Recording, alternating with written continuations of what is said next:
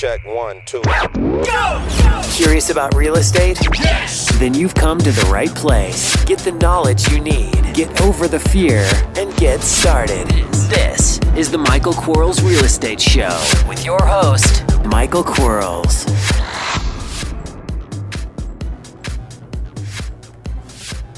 Hello, everybody. Michael Quarles with the Michael Quarles Real Estate Show, and today is podcast episode 278. It's 5 questions sent in by real estate investors, and remember, if you have a question, send it to support@michaelquarles.com. Before we get started, let's talk a little bit about the coaching program. You guys know about it a little bit. It's a 6-month program, $11.97 one time or $247 a month for 6 months.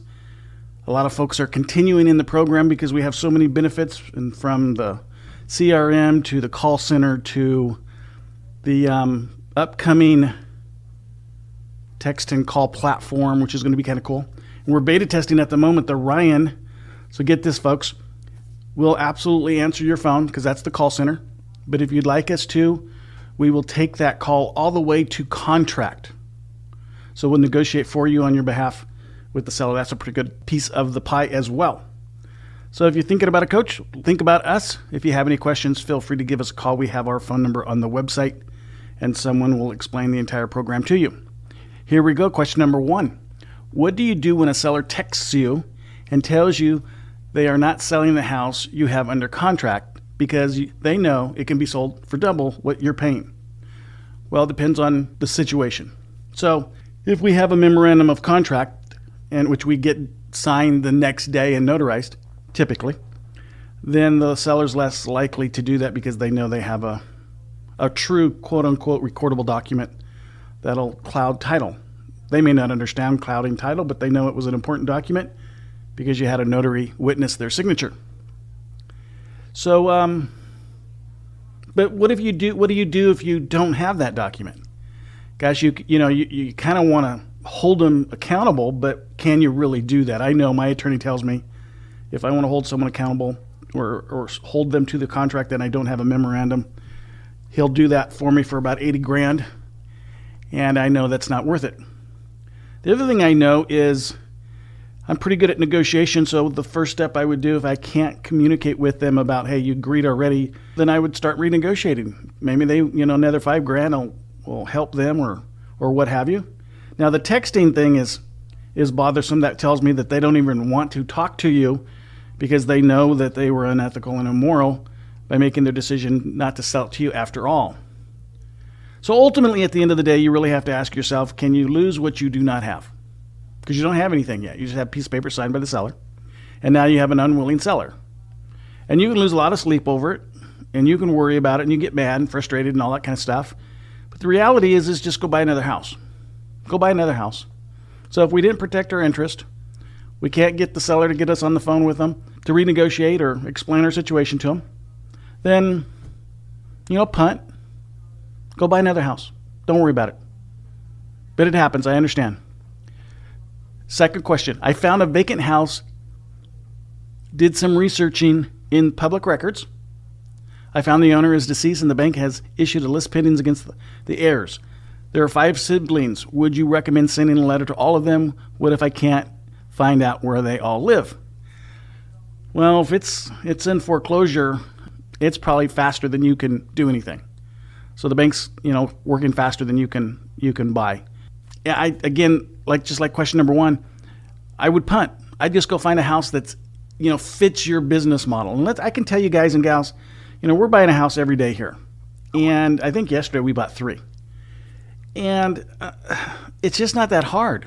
Yes, it is difficult, but it's not hard.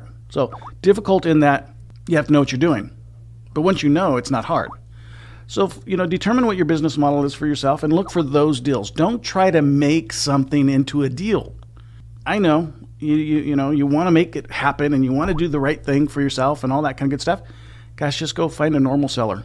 They're much easier. They're so much easier to deal with. And the only time you really want to get it out of the normal seller, quote unquote, arena is when you have a bucket load of normal sellers in escrow and you're buying and selling, and you can take the time, or you have staff that can take the time to find the harder deals and do the harder deals. But just go find a deal that's really a deal. Question number 3. I have a property that we've found out has 14 months left on the lease when the owner thought the lease was expired. I want to discuss the possibility of options to still either buy this property now or lock it up under contract to buy in 14 months. Yeah, well, there's a couple of rules here. One, if you have a property under contract and you're going to buy it, and it's a absentee-owned property, ask yourself, hey, is the tenant performing? I mean, if they're performing and they're always on time and they're paying a healthy portion of rent that's standard for the community, then you probably can flip this thing to an investor who wants a tenant like that. Man, the houses I'd want to have a long-term tenant that was doing their stuff. And if they're not doing their stuff, like paying their rent on time and keeping the property up the way they're supposed to, then have the seller evict them on grounds. No big deal. But lock it up, buy it, that kind of stuff. No big deal. You can negotiate with the tenant, see if you can buy them out of their lease. Heck, they know they're going to have to move in 14 months anyway. Maybe you can offer them, $2,000, $3,000, $4,000 and help them move to another place. Until you have these conversations with all the folks that are involved, you really don't know what the position power that you have is. So, first find out if they're performing, if they have been performing, if the performance is industry standard. If they haven't been performing, find out if you have eviction rights or the seller has eviction rights. Third, negotiate with the tenant. See if you can buy them out of the lease. Great question. Thanks for listening. We'll be right back.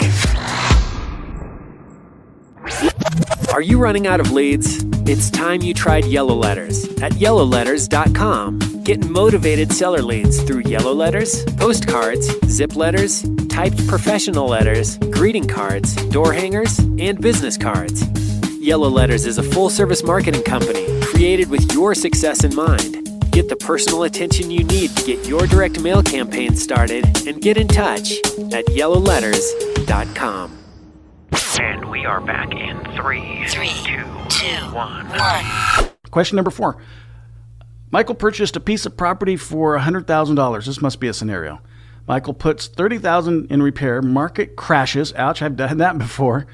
Now the property is only worth $100,000 ARV. What does Michael do with the property? Oh gosh, God, what a nightmare. But our market's going to go up and down, and that's one of the reasons I don't like doing repairs anymore, is because I want to buy it at the as-is value or percentage of as-is value and sell it at as-is and let somebody else, put money into it and do those repairs. I have done a house that I did repair not too long ago, but I was going to keep it as a rental and decided that it was a better position to go ahead and flip it thing. But I think I put $10,000 into it. No big deal. It was going to be a great rental. It still might be a rental if I can't sell it or don't sell it. But it's gonna pop on me. I got like $70,000 coming from when it's all done. So that's why I actually did it, or turned it from a rental to a flip. Other than that, if the market crashes and let it wait for it to go back up. Sometimes it crashes so hard and we don't notice it's coming soon enough that you just gotta squeeze tight, hold on to it, and wait. It's not fun, but it happens. Question number 5. I had asked last week about BPOs versus appraisals. And Michael stated that there's a 4-step process: BPO, prelim, home inspection, and then an appraisal. How do we find out about more information on these steps? A great question. Sorry about that. Let me reread the question.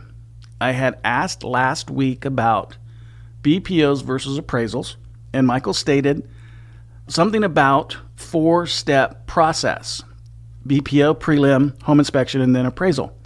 How do I get more information on these 4 steps? Well, you laid them out. So first step, here's what we want to do. We want to contract with the seller based upon what they believe the house is worth. Most people know what their house is worth within, $5,000, $10,000 kind of stuff. And so we're going to get a BPO once we have it under contract. Once we have done an internal CMA, which is not a BPO. BPO is broker's price opinion.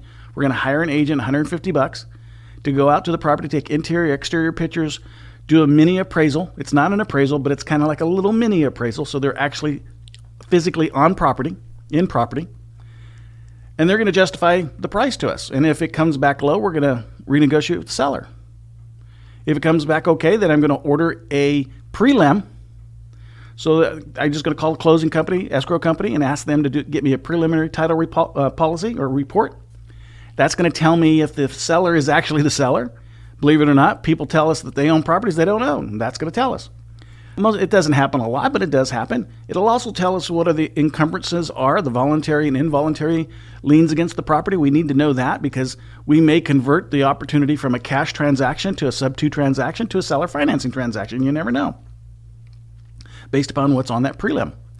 Once that prelim comes back to us and everything we thought is true, then we're going to fall into a home inspection. That, home inspector, $450, $400. Going to go out there, crawl in the attic, crawl under the house, go all through the house, write about a 3-inch book about how bad the house is. They're going to give us basically 3 sections, things that you have to do, health and safety items, smoke detectors, water heater straps. Things that are probably going to break or broken, but they're not health and safety. And then just cosmetic stuff. And the only thing I really care about, in most cases, I have to put, straps on the water heater and smoke detectors in, but that's not remodeling or rehabbing. That's just health and safety stuff. Once I get that back and the repairs are in line with what the seller told us on the inbound contract questionnaire, then we're going to order an appraisal. And the appraiser is going to go out there, kind of do more than what the BPO agent did, but because they're trained and they're a person that I'm hiring for a document that I can take and borrow money against now. So it's a lendable document. And so they're going to do a little bit better job of the BPO, and they're going to get it back to me. And once I have all these 4 processes completed, I'm going to determine if, in fact, I want to fall forward. Most of the time I do. Sometimes we renegotiate. Sometimes the seller doesn't want to renegotiate, even though that maybe they stretched the truth on value and they weren't as elaborate on how many repairs there were. We do that. It's about $1,000 bill. It takes us about 2 weeks or so. But we get these 4 reports because I want to protect my interest long term. And, I've been in real estate now for 35 years, and I'm a broker in California. I'm a general building contractor in California. I know a lot about houses, and I refuse to value my house. I'm not the person. I don't want to place my opinion on value on a property anymore. So we hire experts. That's what they get paid to do. We have this 4-step process. So it's kind of a check and balance. It works well for us. I'd invite anybody that wants to know any more about that process, jump on into the coaching program and we'll lay that out for you item by item, line by line. Thanks so much, everybody, for the questions, and we'll talk next week. Bye-bye. Thanks for listening to the Michael Quarles Real Estate Show. Get more info and stay in touch at michaelquarles.com.